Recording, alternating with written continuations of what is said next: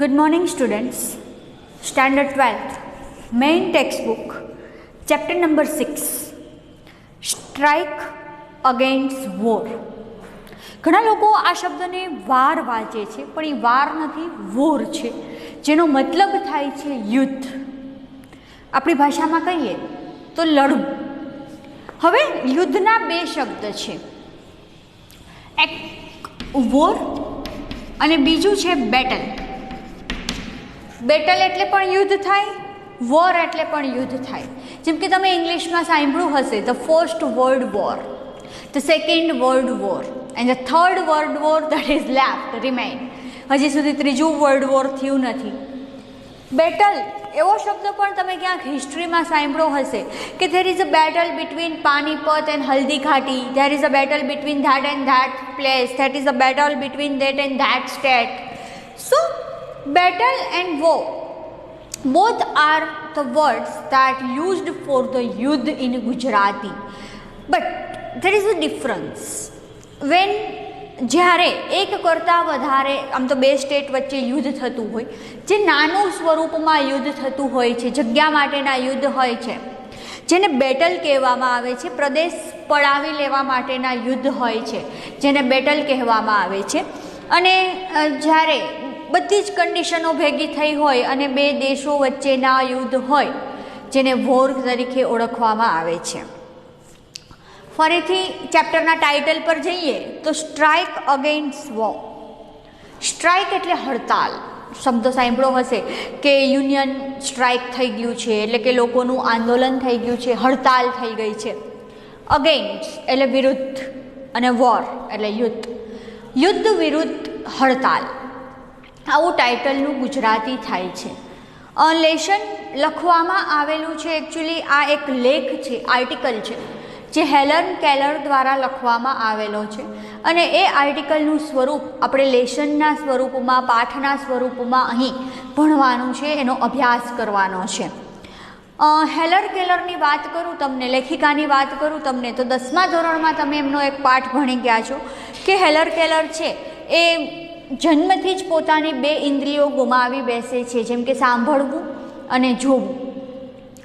હવે because of that deafness, બહેરાશ હોવાના કારણે she was not able to speak at that time, she could not speak. તેણે બોલતા ન શીખી શક્યા કારણ કે બહેરાશ હતી એમને.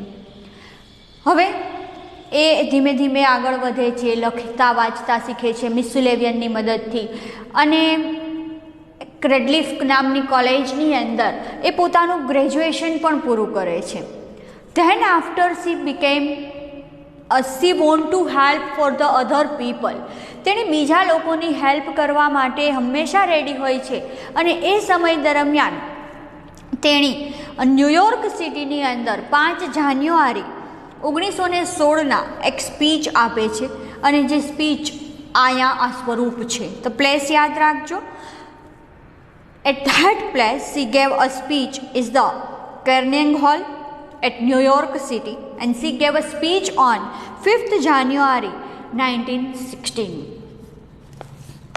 Let's start our lesson. તો લેશનનું શોર્ટમાં તમને સમરી કહું તો લેશનમાં કંઈક એવું આવે છે કે જે મજદૂરો છે, જે લેબર્સ જેને આપણે ઇંગ્લિશમાં કહીએ છીએ, એ મજદૂરો પોતાના હક વિશે લડતા નથી, પોતાના હકો વિશે કદાચ જાણતા નથી કે હકો સામે લડતા નથી. શું કામ? તો એ શું કામ, એ પ્રશ્નનો જવાબ આપણે આ લેશનમાં જોશું કે એ સમયની સિચ્યુએશન શું હતી, શા માટે હેલન કેલર એમને સમજાવે છે, મજૂરોને સમજાવે છે કે ભાઈ તમારે તમારા હક માટે લડવું જોઈએ, કેવી રીતે લડવું જોઈએ, કઈ પદ્ધતિઓથી લડવું જોઈએ, જેની વાત આપણે આ લેશનમાં ભણવાની છે. Two begin with, I have a word to say to my good friend. Speech છે તો ઓબ્વિયસલી સ્ટાર્ટિંગ થશે એક સ્પીચની જેમ, અને ditto to ditto, it means line to line, word to word speech અહીંયા સેકન્ડ લેંગ્વેજમાં આપવામાં આવેલી છે, કારણ કે તમે લોકો ગુજરાતી મીડિયમમાં છો. તો શરૂ કરે છે હેલન કેલર પોતાની સ્પીચ કે ટુ બિગિન વિથ, શરૂઆત કરું છું, I have a word to say, મારી પાસે કેટલાક શબ્દ છે કહેવા માટે. ટુ માય ગુડ ફ્રેન્ડ્સ, મારા મિત્રોને એ શબ્દ કહેવા માટે છે. એટલે કે હું આ શબ્દ મારા મિત્રોને સંબોધીને કહું છું કે હવે તમે જાગો. કયા કયા મિત્રોને? તો કે એડિટર્સ, એટલે કે જે લખનાર વ્યક્તિઓ છે, જે પબ્લિશ થાય અને એમાં સુધારા વધારા કરે, જેને આપણે એડિટર કહીએ છીએ. એડિટ એટલે સુધારા વધારા કરવું, એડિટર એટલે સુધારા વધારા કરનાર વ્યક્તિ, એડજેક્ટિવ થઈ જશે એનું. જે વ્યક્તિ સુધારા વધારા કરે છે તેને એડિટર તરીકે ઓળખવામાં આવે છે. એટલે હેલન કોને કોને સંબોધે છે? So she introduce with the friends, editors and the others, અને બીજા એવા લોકો who are moved to pity me, જે લોકોને મારા પર દયા આવે છે. હેલન પહેલાં તો બહેરા હતા, અંધળા, અને સાથે સાથે બોલી પણ નહોતા શકતા એ સમયે. At that time after Miss Sullivan came in to her life and she completed her graduation, then after she started to speak as we know that. તો એ સ્પીચ અહીંયા આપે છે અને એવા લોકોને સંબોધીને આપે છે કે જે લોકો મારા પર દયા ખાય છે ને, એને હું કંઈક કહેવા માંગુ છું. પીટી એટલે દયા. There is a difference between the PT and kind word also. Kind એટલે પણ દયા થાય છે, પીટી એટલે પણ દયા થાય છે, પણ બંને વચ્ચે એક નાનકડો ડિફરન્સ છે. જે ઉમદા કામ કરવા માટેની દયા હોય, લોકોને દુઃખમાં જોઈને કોઈ પ્રકારની કોઈ કામ હોય તો એને કાઇન્ડ કહેવામાં આવે છે, અને લોકો તમારી નબળાઈ પર તમારા પર દયા રાખતા હોય તો એને પીટી કહેવામાં આવે છે. ખલીલ જિબ્રાનનું એક જૂના કોર્સની અંદર બહુ સરસ પોયમ હતી, પીટી ધ નેશન. એમાં ખલીલ જિબ્રાન એવું કહે છે કે મને એવા રાષ્ટ્રની દયા આવે છે કે જે રાષ્ટ્રમાં કઈ કઈ પ્રવૃત્તિઓ થતી હોય છે. બહુ સરસ એક પોયમ હતી, ક્યારેક વાત કરશું એ પોયમ વિશે આગળ. પણ અત્યારે પીટી વર્ડ, જે દયા, એટલે હેલન એવું કહે છે કે ભાઈ જે લોકો મારા પર દયા ખાય છે એ બધાને સંબોધી અને હું કંઈક કહેવા માંગુ છું. Some people are ગ્રેવ્ડ. ગ્રેવ્ડ એટલે દુઃખ થવું, ગ્રીફ એનો મૂળ શબ્દ છે. એનું નાઉન એનું ગ્રીફ છે અને એનું ગ્રીવ્ડ કરેલું છે એક્ઝેક્ટિવમાં. કે કેટલાક લોકો આર ગ્રીવ્ડ, દુઃખી છે, બિકોઝ ધ ઇમેજ, કારણ કે તે એવી કલ્પના કરે છે, I am in the hands of unprincipled person. હું એવા લોકોના હાથમાં છું જે હાથમાં અનપ્રિન્સિપલ્ડ એટલે કે અસૈદ્ધાંતિક લોકોના હાથમાં હું છું. જો હું તમને પ્રિન્સિપલ અને પ્રિન્સિપાલનો અર્થ સમજાવું છું.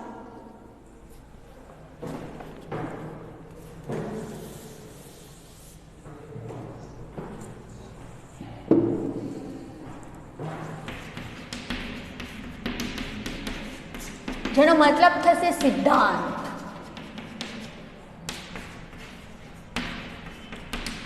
Principal it means Acharya. આપણી શાળામાં હોય જે મુખ્ય હેડ જેને આપણે કહીએ છીએ, ઇટ પ્રિન્સિપાલ, અને સિદ્ધાંત it means principle. So I am in the hands of unprincipled person. હું એવા લોકોના હાથમાં છું જે લોકો અસૈદ્ધાંતિક છે, એટલે કે જેઓને સિદ્ધાંતો નથી. Who persuaded me to adopt unpopular causes.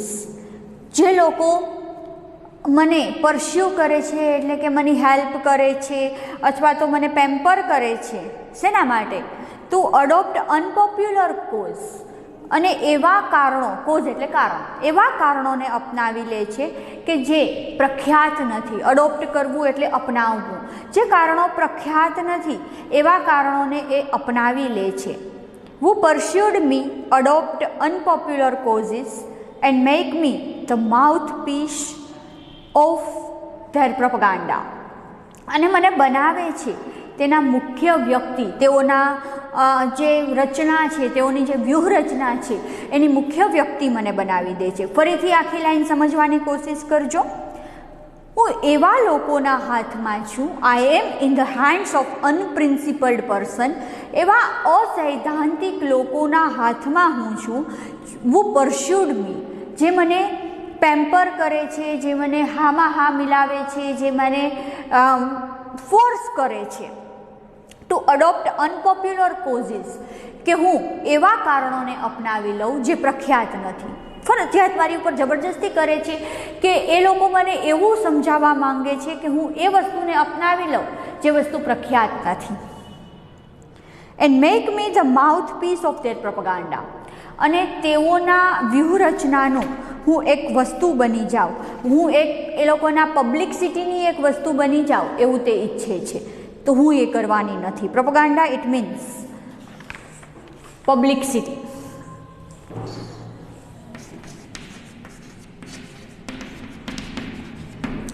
Publicity એટલે શું? તમે શબ્દ સાંભળ્યો હશે કે આ એક્ટર અથવા આ હિરોઈને પોતાની પબ્લિસિટી માટે આવું કર્યું. સિમિલર વર્ડ થાય એનું પોતાની જાતને ફેમસ કરવા માટે.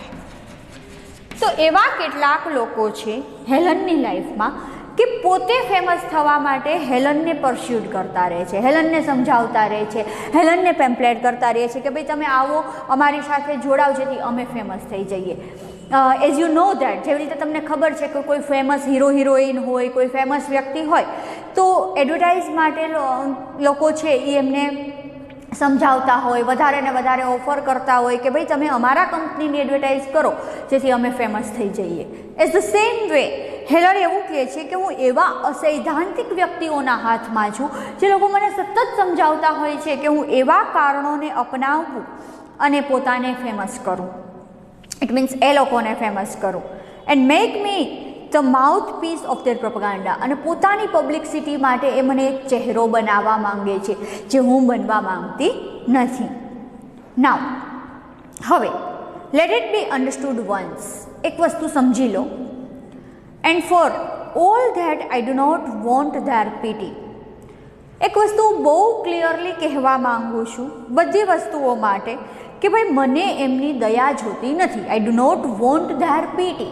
હું એમની દયા પર જીવવા માંગતી નથી. એ લોકો મને માઉથપીસ બનાવે તો પણ ભલે, ના બનાવે તોય ભલે. I don't want to be a hunting of their propaganda. હું એ લોકોના સિદ્ધાંતોની, એ લોકોની પબ્લિસિટીની કોઈ ચહેરો બનવા માંગતી નથી. એ લોકોને મારે કોઈ એમની દયા જોતી નથી. I would not change place with one of them. હું મારી જગ્યા બદલવાની નથી. હવે હેલન શું કામ આવું કહે છે? તો reason of that, why Helen tell that, why Helen told that, and the reason is that they want to take over Helen at that time. એ લોકો હેલનને સમજાવવા માંગતા હતા કે ભાઈ તમે મજૂરોનો સાથ ના આપો પણ અમારો સાથ આપો. એટલા માટે એ હેલનને ફોર્સ કરે છે કે અમે તમને માઉથપીસ બનાવશું, આમ કરશું, તેમ કરશું, તમે મજદૂરોનો સાથ છોડી દો.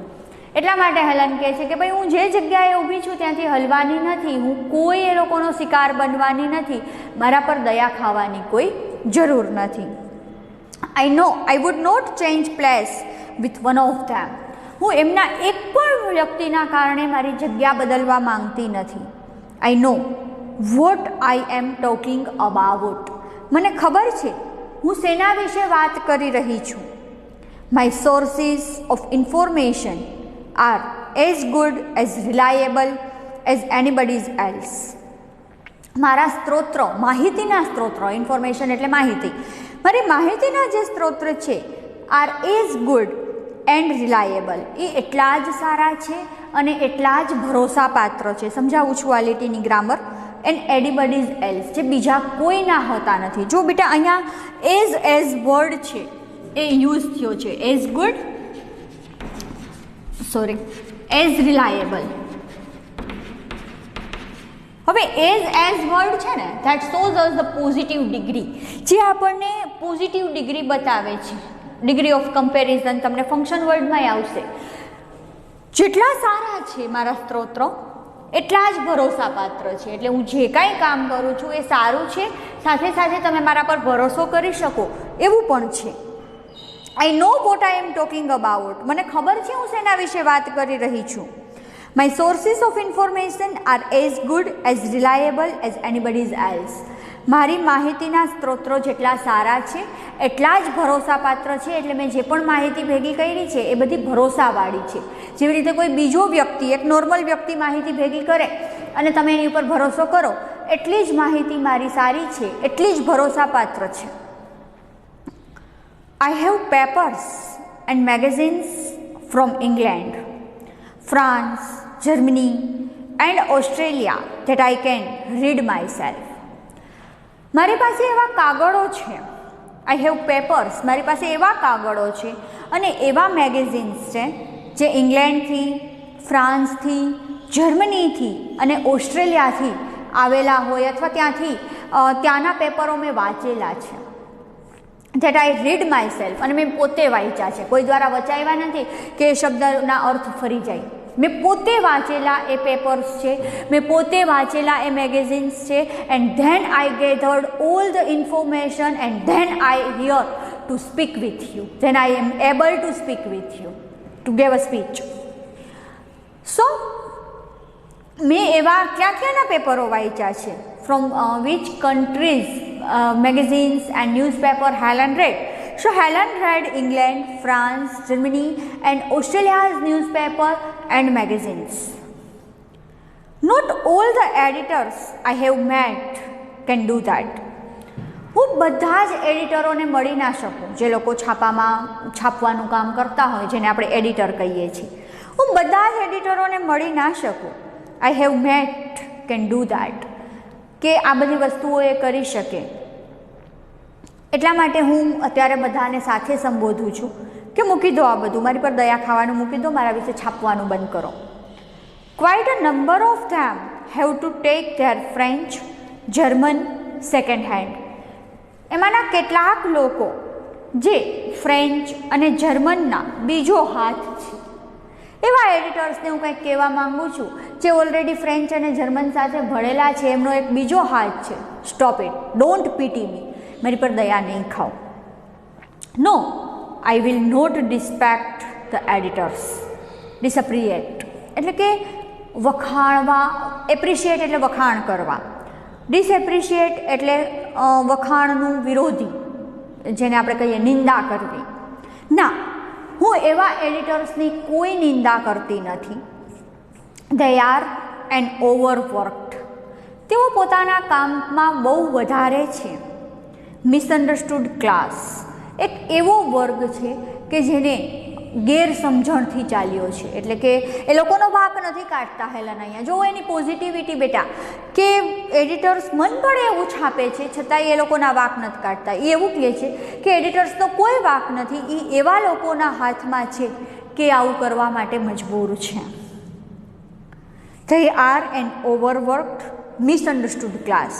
તેઓ બહુ મહેનત કરતો વર્ગ છે, તે ગેરસમજુ કામ કરે છે, તેઓ એવો એક ક્લાસ પ્રેઝન્ટ કરે છે જેનામાં ગેરસમજણ છે. લેટ ધેમ રિમેમ્બર, તેમને એક વાત યાદ કરાવી દઉં. Though that if I can not see the fire. શું થયું કે હું એક આગ નથી જોઈ શકતી. As you know that I am a blind person, so I can not see the fire. હું આગ નથી જોઈ શકતી, તો શું થયું? That if I can not see the fire and the end of the cigarette. સિગરેટના અંતમાં કદાચ હું એ આગ જોઈ નથી શકતી. એ જે નાનકડી અમથી તિખારો, જેને આપણે કહીએ ગુજરાતીમાં, એ તિખારો પણ જોઈ નથી શકતી. Neither can they thread needle in the dark. હું આગ નથી જોઈ શકતી, તો એ લોકો પણ અંધારામાં સોયમાં દોરો નથી જ પૂરી શકવાના. આ લાઈન મને બહુ ગમે છે, સમજાવું તમને, એક મિનિટ.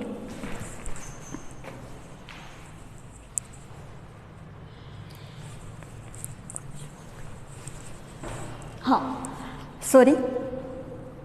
આ લાઈન સમજાવવાની એટલા માટે મને બહુ જરૂરી લાગે છે કે એક વાત એ પોતે ક્લિયર કરી દે છે કે હવે તમે મારા પર બ્લેમ કરશો કે હું જોઈ નથી શકતી, બિકોઝ યુ આર બ્લાઇન્ડ, એટલે તમને કાંઈ દેખાતું નથી અને મનથી તમે આવું બધું બોલો છો. પણ ના, પોતાની જાતની એટલી દ્રઢતાથી, એટલી firmly she presented herself that, તો શું થયું કે હું આગ જોઈ નથી શકતી સિગરેટના અંતમાં, તો તમે પણ અંધારામાં તો સોયમાં દોરો નથી જ પૂરવી શકવાના. એટલે ર્યુમર ફેલાવવાનું બંધ કરો. એડિટર્સને એ બહુ સારી ભાષામાં એક સૂચના આપી દે છે કે ડોન્ટ સ્પ્રેડ ધ ર્યુમર. ખોટી ર્યુમર ફેલાવવાનું બંધ કરો. કદાચ મને આગ નહીં દેખાય તો તમે પણ અંધારામાં તો સોયમાં દોરો નહીં જ પૂરવી શકો.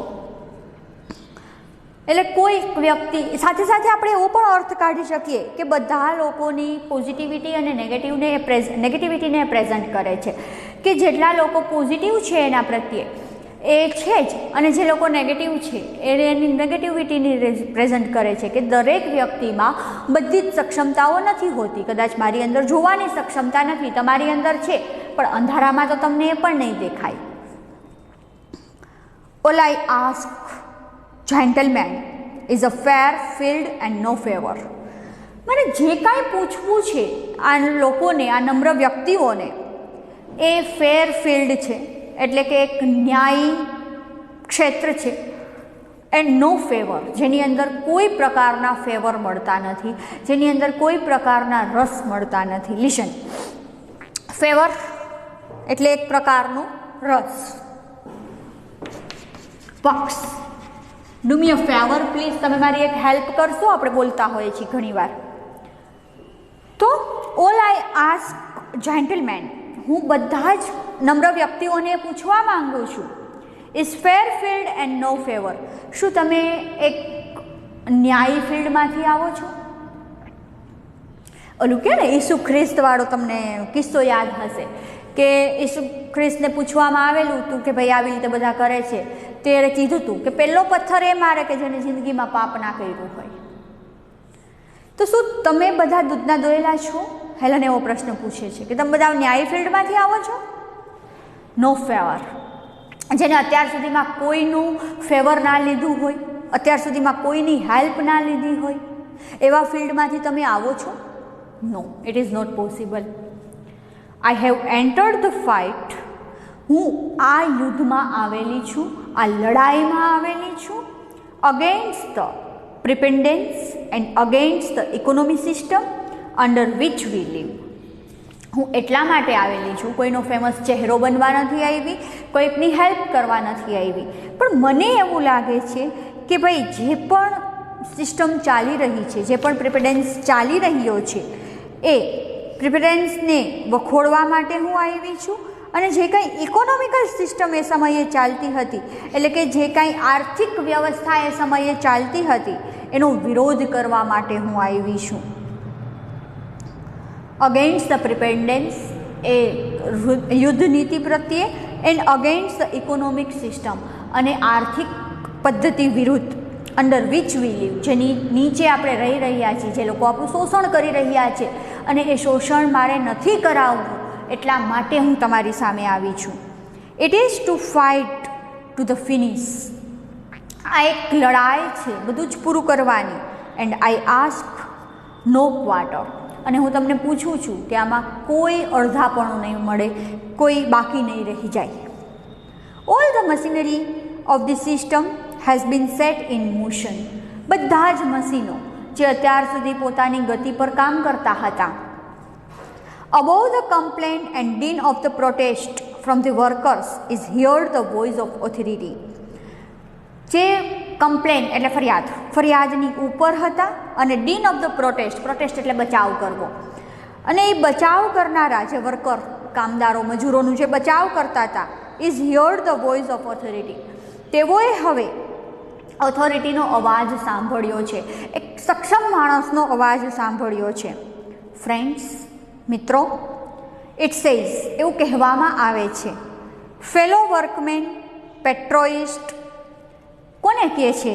તો કે ભાઈ મારી સાથે કામ કરનારા મારા મજૂરો, my fellow workers, as well as the patriot, જેને આપણે ગુજરાતીમાં કહીએ છીએ દેશભક્ત, દેશ માટે જે પોતાની માન આપવા માટે રેડી છે, એવા patriot. Your country is in danger. તમને એક વાત ચેતવી દઉં કે તમારો દેશ અત્યારે ખતરામાં છે, હવે જાગો. તો હેલન પોતાની વાત છે એ અહીં બહુ સરસ શબ્દ દ્વારા રજૂ કરે છે, ને જેમાંની એક લીટી મને બહુ ગમે છે. What happen if I can not light at the end of the cigar, neither you can needle a thread in to the dark. શું થયું કે હું આગ નથી જોઈ શકતી, પણ મહેસૂસ તો કરી શકું છું. શું થયું કે હું મારા વર્કર્સને જોઈ નથી શકતી, પણ એમનું દુઃખ હું મહેસૂસ કરી શકું છું, અને એટલા માટે જ આ સ્પીચ આપવા માટે અહીં ઊભી છું. એટલા માટે જ બધું જ સંશોધન જે નોર્મલ વ્યક્તિ કરે એ જ બધું સંશોધન કરી અને હું અહીંયા ઊભી છું અને લોકોમાં એક દેશભક્તિ જગાડે છે કે ભાઈ હવે યુવાનો જાગો, દેશભક્તો જાગો, તમારા હક માટે લડો. શું થાય છે એના પછી આગળની સ્પીચ શું હશે એ આપણે નેક્સ્ટ વિડીયોમાં જોશું. Have a nice day.